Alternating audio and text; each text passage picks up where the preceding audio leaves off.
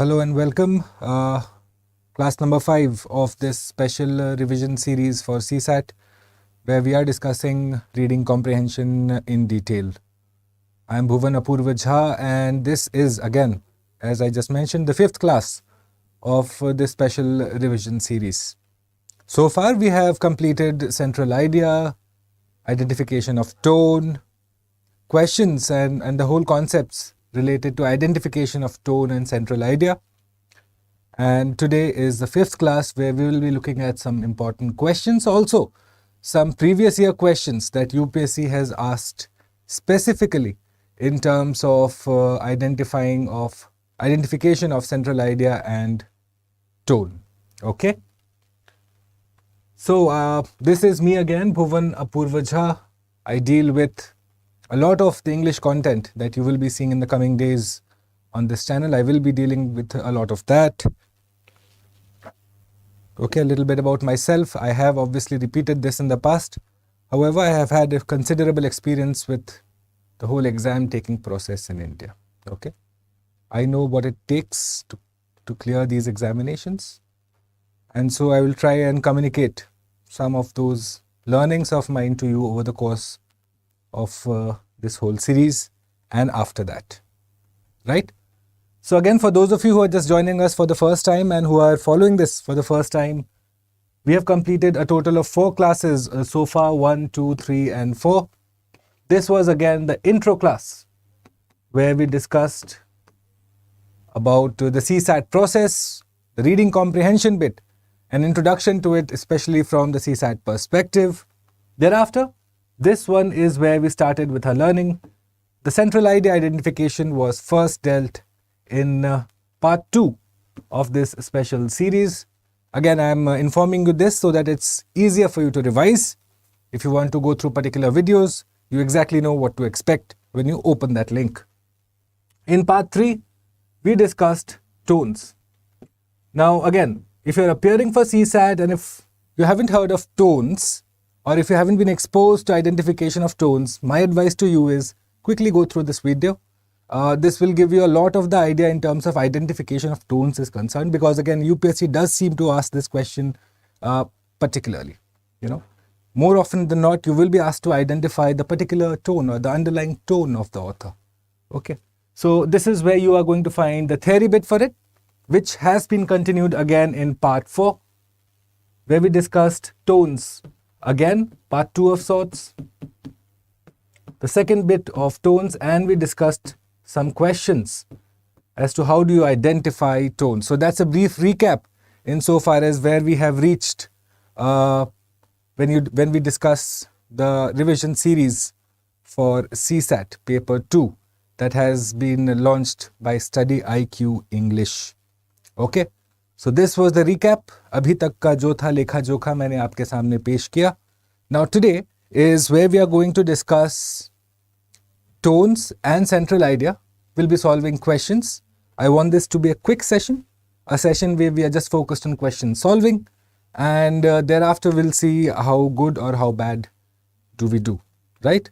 So if you're solving this, if you are watching this video, please try and solve along with me. Time yourself, because time management is crucial.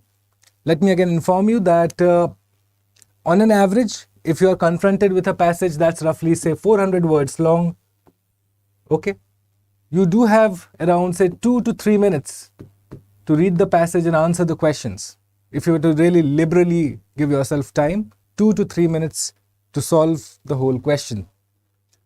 So now it becomes of extreme importance to you that you develop this knack, this habit of whenever you are confronted with a passage, you understand the gist of it, the central idea of it in the first reading itself. Because again, if you were to invest another 2 to 3 minutes after having invested say close to 2 minutes in the first time, you are essentially depriving yourself of time that you could possibly have invested in other sections and scored to your benefit. Which is why these questions are important. These questions are the low-hanging fruits which you cannot afford to get wrong. Okay? On that note, ladies and gentlemen, we will straight away dive into the questions. This is the first passage of the day. I will keep shut for a minute and give you a head start. Let's start reading.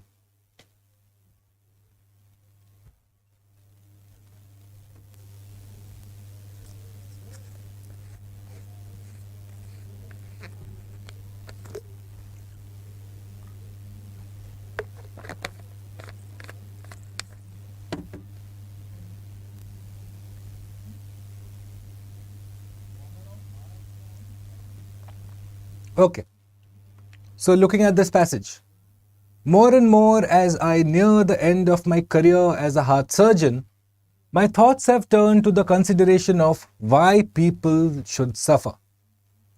Suffering seems so cruelly prevalent in the world today. Do you know that out of the 125 million children born this year, 12 million are unlikely to reach the age of 1, another 6 million will die before the age of 5. And of the rest, many will end up as mental or physical cripples. So straight up, when you read this first paragraph here, what's the sense you're getting? The author is getting off on a sad note. He's not very optimistic. And whenever he's talking about suffering, he's quoting numbers, which are massive numbers, yeah? 12 million are to reach the age of 1, which means they are going to pass away. They're going to die before the age of 1. 12 million children would not see their first birthday. Another 6 million will die before the age of 5. So they wouldn't see their 5th birthday. And of the rest, many will end up as cripples. So again, straight away the author has gone into a very pessimistic outlook. Now my gloomy thoughts probably stem from an accident I had a few years ago. One minute I was crossing the street with my wife after a lovely meal together, and in the next minute a car had hit me and knocked me into my wife. She was thrown into the other line and struck by a car coming from the opposite direction, which means there was an accident that the author was involved in. Okay? There was an accident the author was involved in along with his wife, and he attributes his gloomy nature, his gloomy outlook to that particular accident. You know, he and his wife got into a terrible accident, which is why he says, my gloomy thoughts probably stem from an accident. So he's straight away referring to the accident as the cause for his gloomy thoughts, for his not so optimistic outlook. During the next few days in the hospital, I experienced not only agony and fear, but also anger. I could not understand why my wife and I had to suffer. I had broken ribs and perforated lung. What does perforated mean, guys? What does this particular word mean? Perforated. You must have seen this word, especially say whenever you consider these Tetra packs, you know, you'll have of say fruity or slice or whatever you drink. So if it's written, no, if the pack is perforated, then return it to the shopkeeper, get another one. So what would that mean? So perforated is essentially punctured. You know, if something is punctured, which means the product has spoiled or there's something that it's not working at its best efficiency. Okay, so perforated is essentially punctured. Now again, had you not known this word too, you would have heard of say punctured lungs. After accident, someone has a punctured lung, right? So this is what I mean when I say contextual connotation. This is what you're supposed to do, okay? So he had a punctured lung. My wife had a badly fractured shoulder. Over and over I asked myself, why should this happen to us? I had work to do. After all, there were patients waiting for me to operate on them. My wife had a young baby who needed her care. Thereafter he speaks about his father who says, my son, it is God's will. That's the way God tests you. Suffering ennobles you, makes you a better person. So here is the father trying to console his son, saying, you know what? Hota hai, chalta hai. It's destiny. That was meant to happen, so it happened. However, please don't forget that the author here is my protagonist here is a doctor. So he says, I see nothing noble in a patient's thrashing around in a sweat-soaked bed, mind clouded in agony. Nor can I see any nobility in the crying of a lonely child in a ward at night. Essentially, this is what he's saying, that there is no nobility in suffering. Let's not romanticize suffering. It's pain, it's agony, it's not nice. Okay. Thereafter, please understand, when you come to this, he's now starting into a narrative sequence. One morning several years ago, chronology has shifted, he's gone into the past. I witnessed what I called the Grand Prix of Cape Town's Red Cross Children's Hospital. Grand Prix of Cape Town's Red Cross Children's Hospital. So we do know that the venue of this whole passage is a children's hospital. And there was a Grand Prix. Now, if you know the meaning of this, what does this mean? So essentially, this has a connotation of racing, right? This is to do with racing. You must have heard of this, Formula 1 racing. So they have Grand Prix across the whole world. Yes. So this has got a racing connotation. The author is talking about something to do with racing and something that involved children. The setting was in a hospital. Now, moving forward, it opened my eyes to the fact that I was missing something in all my thinking about suffering. Something basic that was full of solace for me. Solace is comfort. Comfort. Okay? Solace is comfort. Please write this down if in case this word is new to you. Okay? What happened there that morning was that a nurse had left a breakfast trolley unattended. And very soon, this trolley was commandeered by an intrepid crew of two, a driver and a mechanic. The mechanic proved major power by galloping along behind the trolley with his head down, while the driver, seated on the lower deck, held on with one hand and steered by scraping his foot on the floor. The choice of the roles was easy because the mechanic was totally blind and the driver had only one arm. So essentially, who are these two individuals? This intrepid crew of two that he talks about. It's essentially two children that he's talking about. Okay? Two children, one of them who's missing both eyes. Okay? The mechanic was totally blind. And the other who's missing an arm. They have got a breakfast trolley. And like kids do, they're enjoying themselves. One person is making sure that he's navigating through the use of his foot, and the other one is pushing the trolley along. So this is what he's calling as the Grand Prix of the Children's Hospital. This is the setting of the author. Okay? First he's begun from a thought, thereafter he's built into this particular narrative, this particular narration, where he's described the setting for us. Okay? Thereafter, let's look at the passage. They put on quite a show that day. Judging by the laughter and shouts of encouragement from the rest of the patients, it was much better entertainment than anything anyone puts on Indianapolis 500 car race again. See, straight away he's drawing comparisons with real life, saying, you know what, this was better than that car race. This was much more fun than, say, Grand Prix or Indianapolis car race. Okay? There was a grand finale of scattered plates and silverware before the nurse and ward sister caught up with them. So finally, these two kids were caught, they got a scolding, and then they got put back to bed. Two kids having fun. Okay? Obviously, they've got some challenges that they're facing. One is blind, one is missing an arm, but then they're having fun. Kids doing what kids do. Okay? Let me tell you about these two. Now we come to know about what's wrong or what's up with the kids. The mechanic was all of 7 years old. One night when his mother and father were drunk, his mother threw a lantern at his father, missed, and the lantern broke over the child's head. He suffered third-degree burns, lost both his eyes. At the same time of the Grand Prix, he was a walking horror. What does this mean? He was a walking horror, which essentially means he was not looking proper. He had a disfigured face. Okay? With a disfigured face and a long flap of skin hanging from the side of his neck to his body. Okay? So he's just painting the picture that the accident left his face disfigured. It did not look good on the child. The child looked odd. When I stopped by to see him after the race, he said, we won.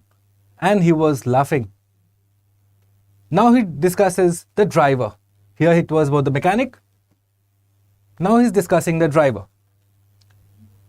So this is the person had a hole in his heart. He had returned to the hospital because he had a malignant tumor of the bone. What does the word malignant mean, guys? If you remember in the last class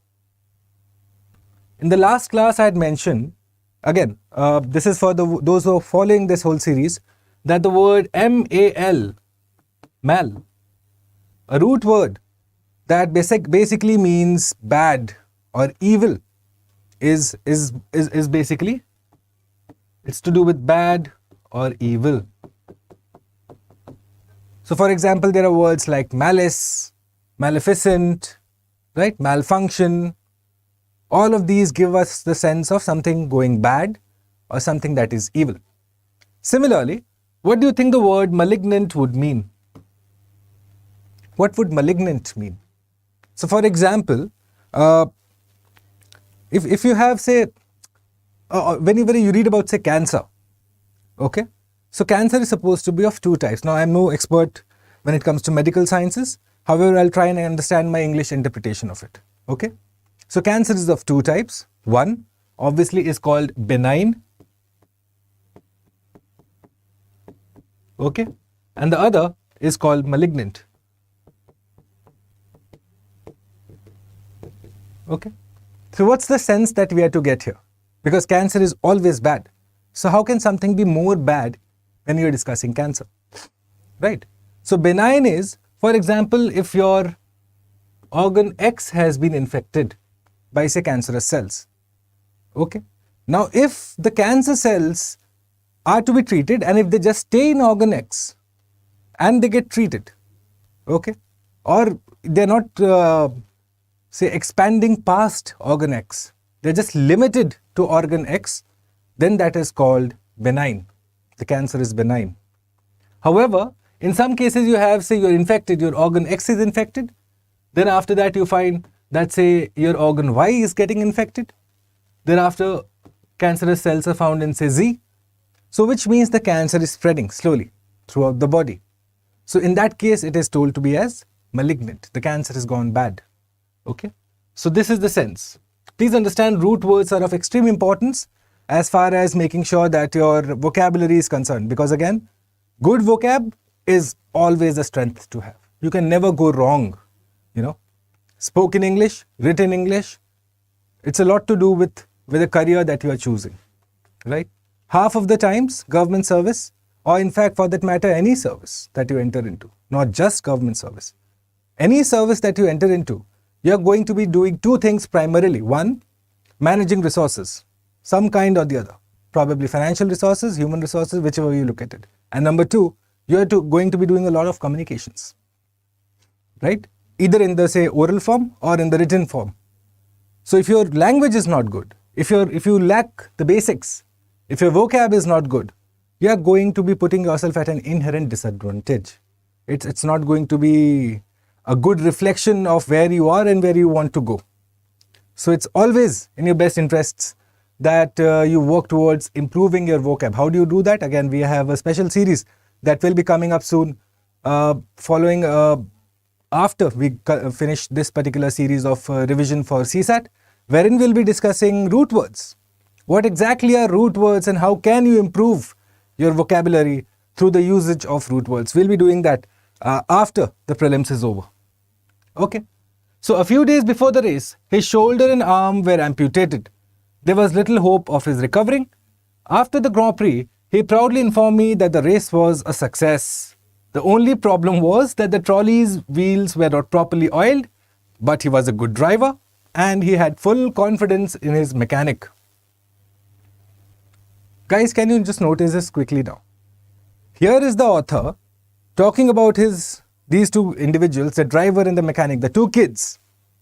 And he says, you know what? These guys have so much of suffering, right? One has got a disfigured face, one has got a hole in the heart. And in spite of all of that, kids being kids, their focus is on the race that just happened. How they enjoyed it And what were the problems that they faced? So one guy is saying, you know what, the wheels were not properly oiled. It could have been done better. He's not worried about his own disfigured face or his hole in the heart or whatever.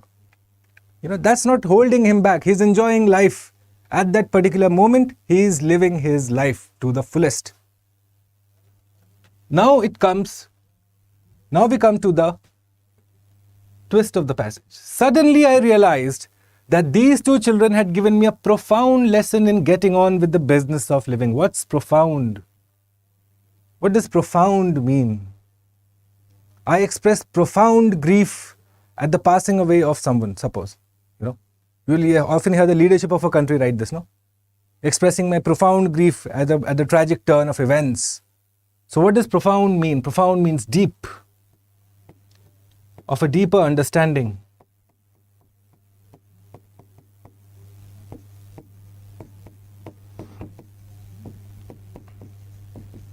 Okay, deeper understanding. So what does the author say? That these two children had given me a profound lesson in getting on with the business of living. Because the business of living is joy in the real sense of the word. Not just something for pleasure, amusement, recreation. And look at this line now. The business of living is the celebration of being alive. See, the author came from such a gloomy background that he met with an accident and this happened and that happened and why should this happen to me? His father-in-law coming him, giving him gyan that, you know what, beta, hota hai, chalta rehta hai. Ye to kismat mein likha tha. And then suddenly he learns this very important lesson from these two kids. And this line is the operative line. What has he learned from these two kids? That the business of living is the celebration of being alive, that you enjoy every moment that you're given this life. It's a wonderful thing. You know, just the fact that you're alive and there, that's enough. You know, that's what the author is saying. I had been looking at suffering from the wrong end. You don't become a better person because you're suffering, but you become a better person because you have experienced suffering.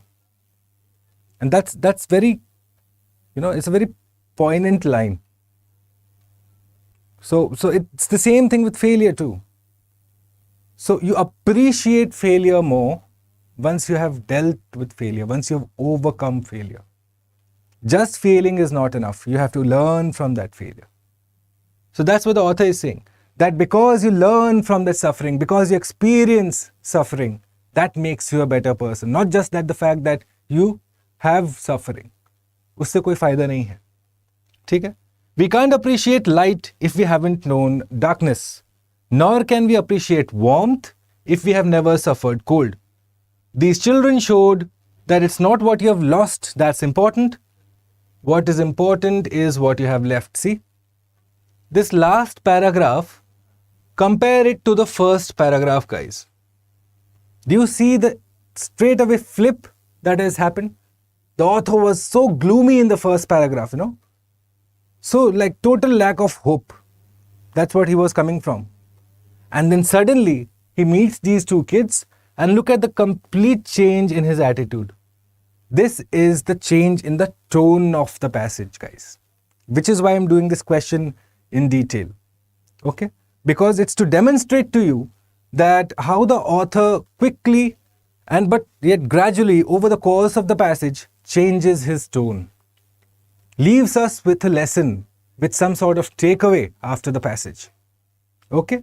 So again, at this moment, pause the video and guess for a moment what would be the initial tone of the passage and what would be the final tone of the passage. Okay, just just think of two words in your head. What's your understanding so far? Because again, once we go to the questions, you'll see the options and then that wouldn't make sense. Okay, you have to understand that shift of tones by the author right now. Okay, so just note it down very quickly in your notebook. Now, moving forward. So we'll look at the questions now. Look at the first and the last paragraphs. Like I told you, the first paragraph, all sad, gloomy, morbid, morose picture. Whereas in the last paragraph, There's a lot of positivity, optimism and hope that he talks about. So, the mood changes from what? Okay. Desperation to euphoria. What's euphoria? What's euphoria? The feeling of, this transcendental feeling of happiness. You're extremely happy. That's euphoria. Whereas desperation is, again, you're desperate. Desperate for something, desperate for an outcome. Something that you're desperate for. Okay. For example, say our noisy neighbors might be desperate for a political solution to the chaos that they have landed themselves in. Okay. So, this obviously is not the sense that we get from the passage. There is no sense of happiness being conveyed in the last passage. It's hope of some sort at least. That's probably the nearest emotion one can think of. Despondency to philosophization. What does despondent mean? Now, this is to be understood here first. Despondent.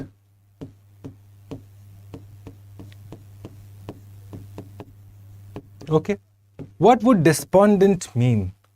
Despondent is essentially lack of hope or hopelessness. Lack of hope or hopelessness. That's despondent. So, now coming to the passage, going back to the passage, now that you know the passage, when you look at this particular paragraph, clearly he is being very hopeless here. He's quoting numbers. Look at this. 6 million, 12 million kids, the number of kids who are not going to make it past, say, the first birthday or the fifth birthday. That's lack of hope. That's not optimism. That's not just even pessimism. Pessimism is limited to a certain extent. He's completely hopeless. He's saying these kids have no hope. So, do you understand that he is being extremely despondent, and yet in the last paragraph, he's come to this philosophization. He's philosophizing that, you know what, it's not just suffering that makes you or breaks you, it's the learning from the suffering. It's that you have experienced suffering. Or all these are what? Higher thoughts. Okay. He's conveying a higher understanding, a higher level of thoughts. So he's basically what? Philosophizing in the last passage, which is why B would become my most appropriate answer. C. Criticism to acceptance. Again, he is not criticizing anyone or anything in the first passage. Neither is he doing that, nor is he talking about accepting something or someone in the last passage. There is no sense of acceptance here. Hi, Naik. How are you? Welcome to the screen, Naik. Okay. Pessimism to optimism. Like I told you, when you discuss the degree of words, right? Pessimism comes here, whereas despondent is a higher degree. Pessimism is just not being optimistic. You know, that your viewpoint is that you're not very hopeful. Here, you're talking about complete lack of hope, like absence of hope. That's what despondent is. For example, if, say, you're fighting a war and you have been back down here and you're faced with the enemy from all sides, you are going to be despondent about your chances, that your chances of survival are minimal. You wouldn't be pessimistic at that moment. You have gone past pessimism. That's already gone. That's accepted. Fate sealed. What are you going to be? You're going to be despondent.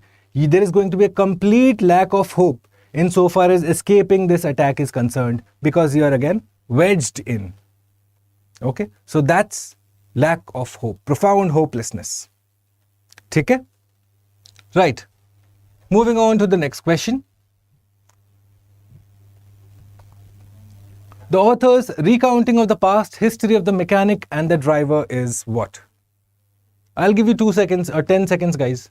Quickly just tell me the answer to this.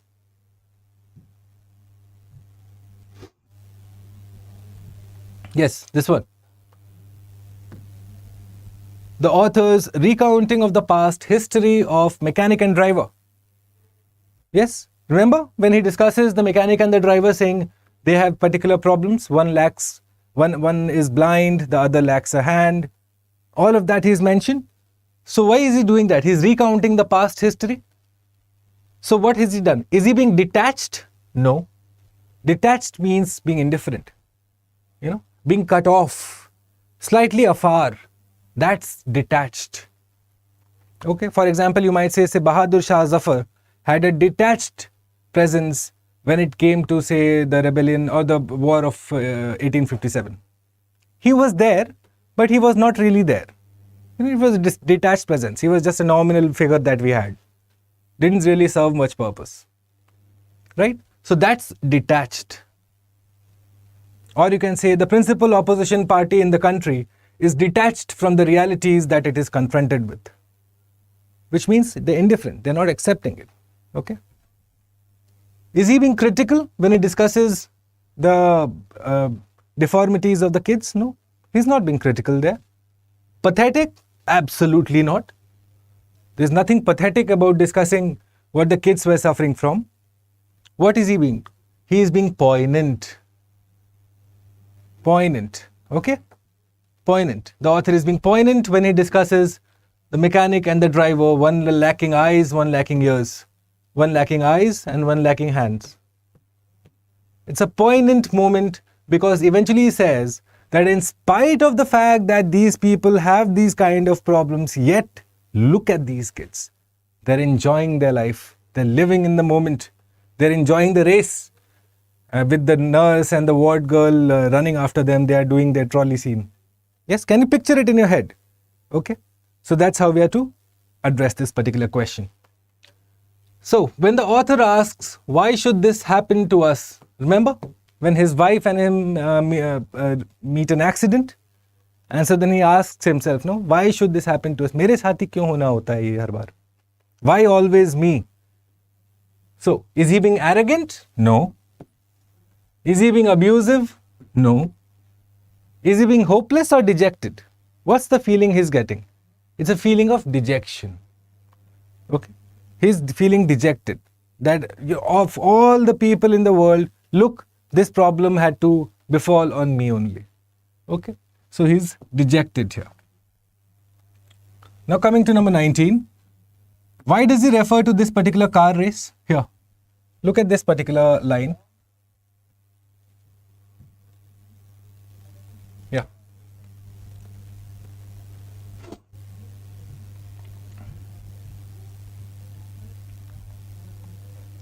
So why is he discussing all these car races? Grand Prix of Cape Town.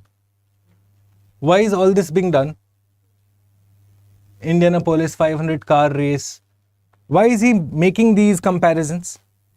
Why is the author doing that? After all, it was a simple race in a hospital alley with a trolley and two kids behind it. One kid in the front, one kid in the back. And two kids having fun. Yet he's comparing it to professional car races. Why? What could be the reason? Well, look at the options. Emphasize by exaggeration, show the importance of the event, belittle the car race, highlight the spirit of the dauntless children. Belittle, you must know, it's condescending. We have discussed this yesterday. Okay? When you attack someone's personal honor, respect, you are belittling them, you are being condescending to them. Okay? So what is he essentially doing? He is doing this to highlight the spirit of the dauntless children. That look, they were as interested in the race as, say, one would have been in one of these professional car races. Okay? He is drawing a comparison. Okay? He is drawing a comparison between the race in the hospital corridor and the Indianapolis car race. Okay? So, finally to the last question. The passage may be best described as what? I think this is quite easy for you. Obviously, it's motivating, no? The last paragraph, in fact. The last paragraph of the passage, it's all about hope. Is it not about life and hope? Right? See how the author goes from a negative outlook in the first paragraph, how he quickly traverses to a positive outlook in the last paragraph. This is your learning from the passage, guys. This is how you are going to solve the questions, the tones and the identification of central idea questions. Okay. Please understand this, because again, tones, questions on tones, absolute certainty in your CSAT paper 2. Absolutely 100% possible that it will be asked. Central idea identification हर साल पूछा जाता है. Tones, identify tones 2022 में for sure पूछा गया था, उसके पहले भी पूछा गया है. So if you are preparing for this year, CSAT 2023, which is in what, 17-18 days from today. Today is the 10th of May. As we barrel towards the 28th of May, which is just over 2 weeks after this. 17 days. So if you chance upon this information, this class, please consider sharing it with your friends and family, at least for those who are appearing for CSAT 2023 and CSAT 2024. These classes will be of utmost importance and help to these two sets. Okay? This would be my sincere request to anyone who's watching this video. Right? Share it with any student who you know is appearing for CSAT 2023 or 2024, or even for that matter, if anyone is interested in knowing about central idea and tones, because again, it's a common question that is asked not just in CSAT, but in most governmental examinations in India. Most governmental examinations. Right? I can at least name a handful that I know on my hand, the examination names wherein this information comes in handy. Okay? Right. Moving forward, let's do this question first. So this is, to the best of my recollection, this is a question from 2014. 2014 CSAT, previous year question. So again, as the title and the thumbnail of today's video must have told you, today we will be doing some previous year's questions, which will continue into the next class too. Thereafter, which is today is the 5th class. 6th class I intend on practicing these questions again. 7th class is where we will be discussing assumptions, inference, all of that. All of those words that are of confusion, that cause confusion to you. Find the assumption or identify the assumption of the author. Identify the inference of the author. Which of the following would strengthen the author's argument? Which of the following would weaken the author's argument? If these questions trouble you, fret not. StudyIQ IAS is here to help. Okay? So that will be done in the 7th class. This is the 5th. So the class after this and after that is where we'll be discussing assumptions, inference, all of that. Author strengthening the argument, weakening the argument, conclusion. Okay? What's the difference between inference and conclusion? So many people will be confused. Simple. It's not rocket science, guys. Eventually, English is easy. Right? All you need to do is just be little careful, little smart about how you prepare. Okay. So I'll shut up for the next minute while please go through this passage and then we'll discuss the questions that follow.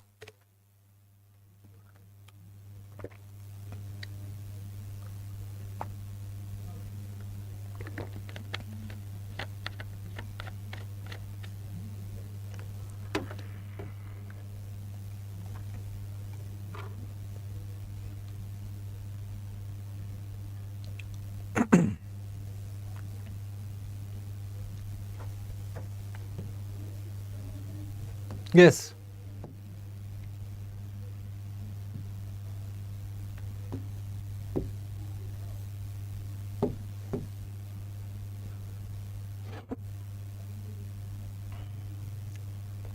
It is easy for the government to control state-owned companies through nods and winks.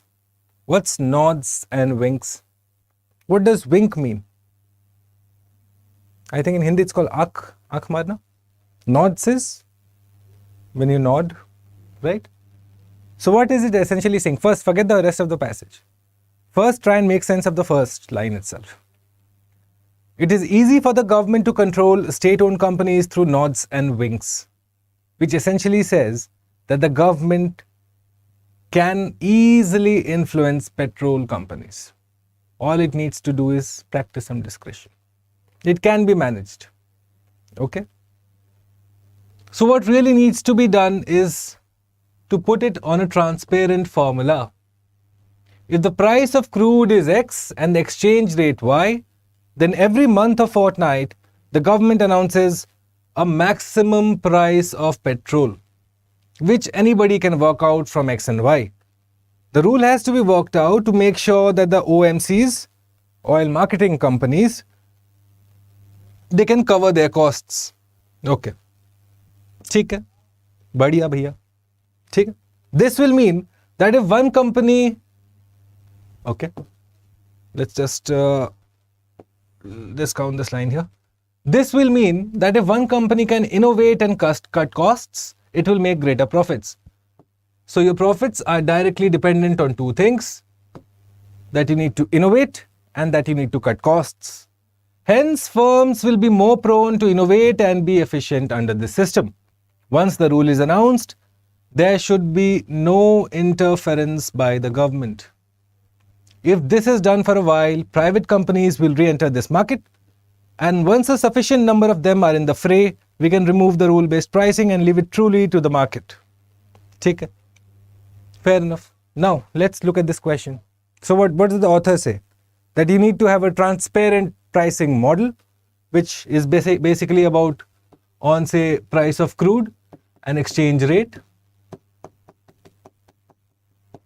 Okay. And that there should be no interference by the government.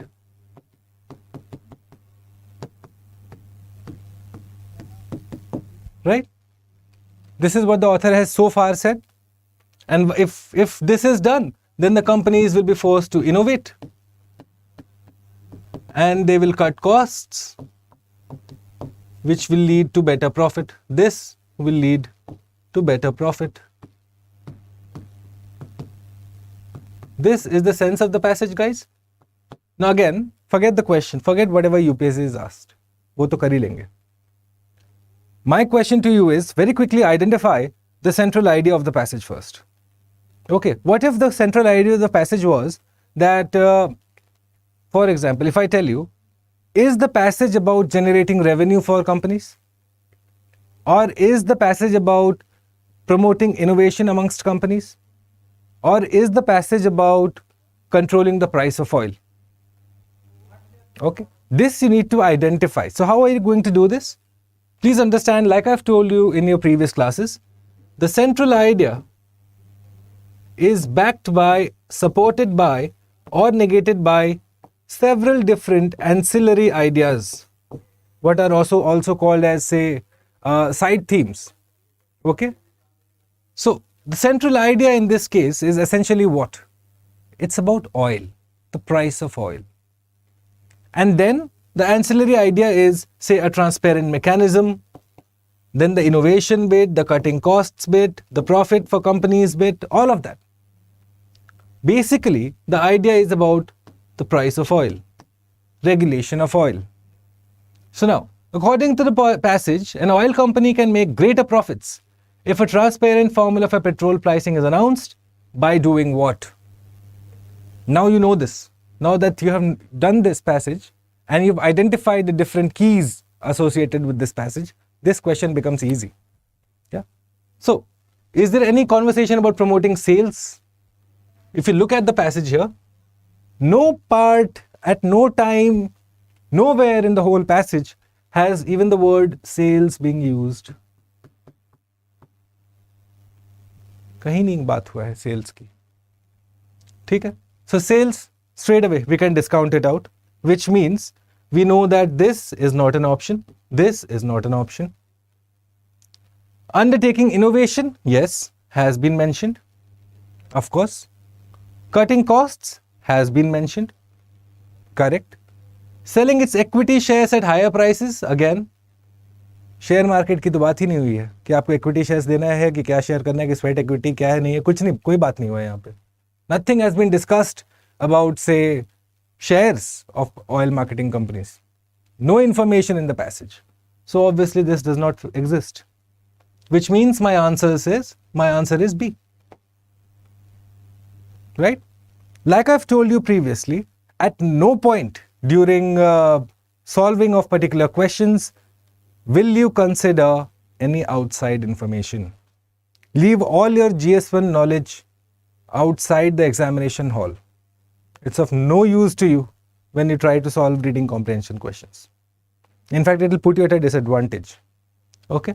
So straight away, 2 and 3 is the answer here. According to the passage, private oil companies re-enter the oil producing market if this is the place here. Will re-enter the market when there is no interference by the government, then they will re-enter the market when they will be forced to innovate and cut costs.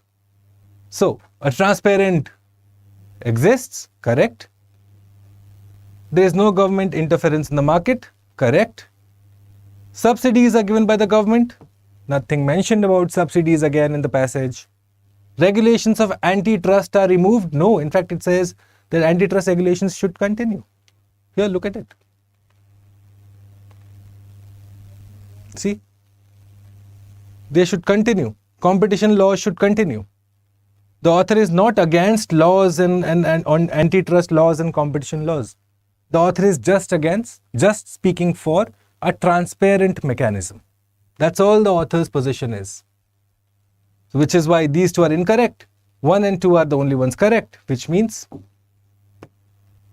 correct. Okay. Now a small tip. Obviously, you are all intelligent. I don't need to say that.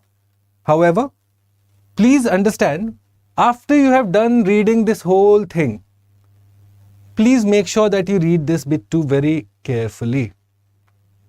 For example, if the question were to ask which of the following are incorrect, what happens most of the time, our mind assumes that you are being asked, identify the correct statement.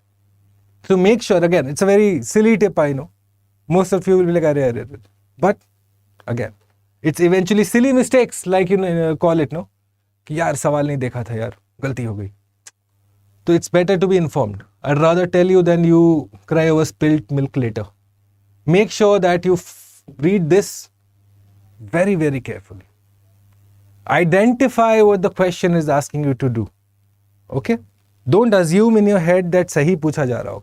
More often than not, it could be possible that the question might ask you identify which of the following are incorrect. In which case your answer would be 3 and 4, which would be this. Okay?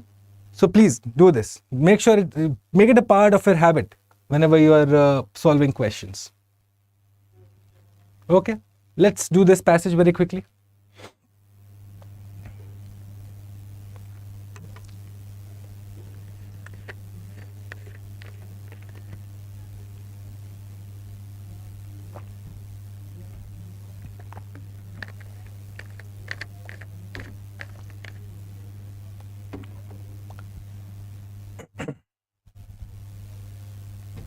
In recent times, India has grown fast not only compared to its own past, but also in comparison with other nations.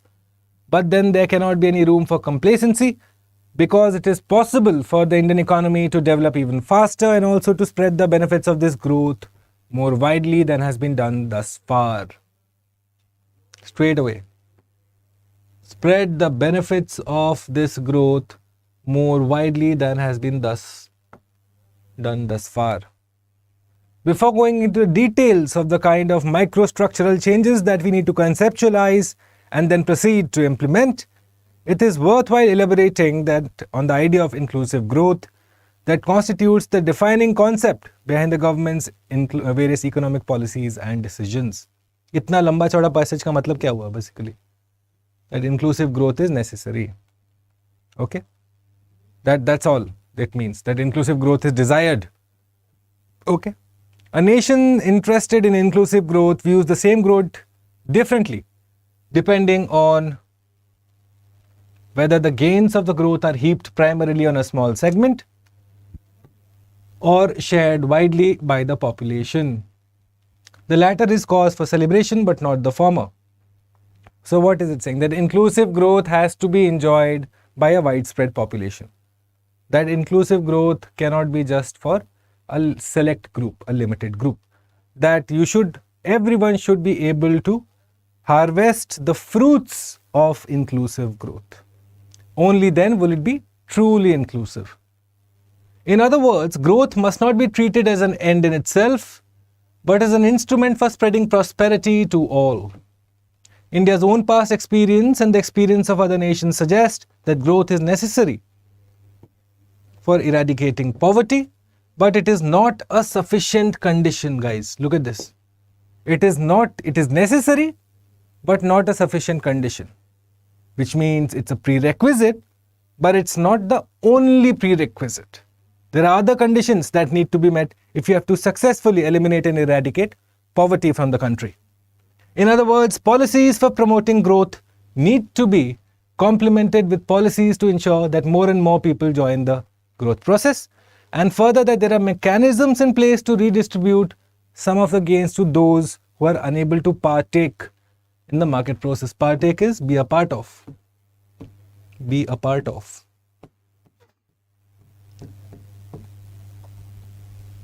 And hence get left behind. It's not very difficult to understand so far that the author is talking about inclusive growth and that the fruits of growth should be shared widely and equally by all. Okay? A simple way of giving this idea of inclusive growth is to measure a nation's progress in terms of the progress of its poorest segment. For instance, the bottom 20% of the population, one could measure the per capita income, bottom quintile of the population, and also calculate the growth rate of income, which will help us evaluate our economic success in terms of these measures that pertain to the poorest segment. So eventually the author is like, how much does your growth bring about a change for the most poorest segment is what eventually matters, and he chooses a sample size of the last 20%. That's his sample size. Are you bringing a change in the per capita income of this 20%? If yes, good, which means it's working. If the change is marginal, not good, not working. If the change is constant, if there is no change, which means it's not working at all. This approach is attractive because it does not ignore growth like some of the older heterodox criteria did. Okay? It simply looks at growth of the income of the poorest sections of the population, ensures those who are outside of the bottom quintile do not get ignored. Okay? Last के 20% की बात हो रही है. The last 20% are being spoken about. But at the same time, the author is saying those who are outside this shouldn't also get ignored. So for example, someone is at the 21st%. क्या गलती है उसकी? How is the living condition any different from say 20%? Okay.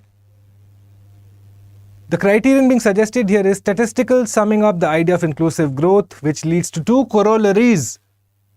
To wish that India must strive to achieve high growth. एक चीज क्या बोल रहा है वो? Growth high होनी चाहिए. You should have high growth. And number two, that the poorest benefit from growth. Benefit from growth. This is what the author is saying. This is what is to be done. That you need growth, which is to be enjoyed by a wide population. And how do you measure the efficacy of the growth? How much difference does it make in the lives of the last 20%? You know, that's what the author's whole point is so far. So very quickly we'll identify the central idea, which we have done over the course of the last 3-4 classes. What is the author's central idea here? Applauding India's economic growth, not only against its past performance, but against other nations. Again, this is an ancillary idea, guys.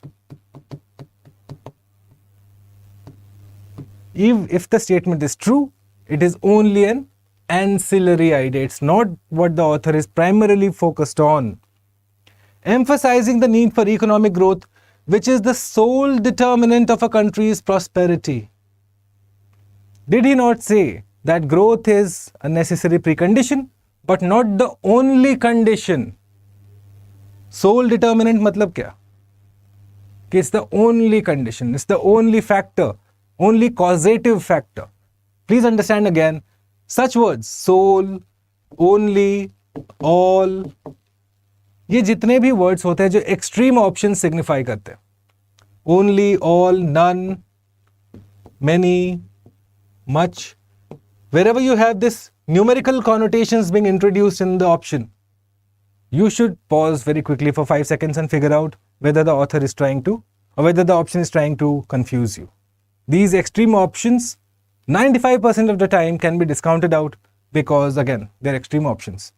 Unless the passage has the extreme options numerical connotation already in the passage, only then shall you consider it. Otherwise, no. Strict no. Avoid it like the plague. Emphasizing inclusive growth where gains of growth are shared widely by the population. Like I told you, यही दो चीज की बात हो रही थी. That growth needs to be high, that it needs to be shared by a wide population, and how much difference does it make to the 20%. These are the only thoughts mentioned by the author. This is again an ancillary idea. He is emphasizing on high growth, the author, but he is focusing more on what? That the fruits of that high growth is enjoyed by a wide population, and how much difference does it make to the income levels of the last 20%. Okay, that's what the author's central focus is. So this would be an ancillary idea. This should also be an ancillary idea. This is an extreme option which can easily be discounted out, which means, ladies and gentlemen, my answer is C. Okay.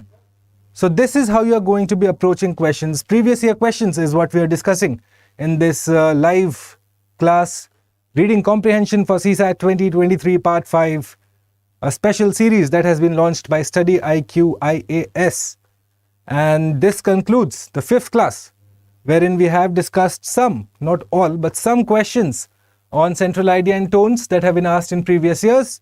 We will be continuing this discussion in Part 6 of this special revision series also, where we will look at more questions that have been asked on central idea and tones in UPSC CSAT examinations over the years. Till I see you again the next time, thanks for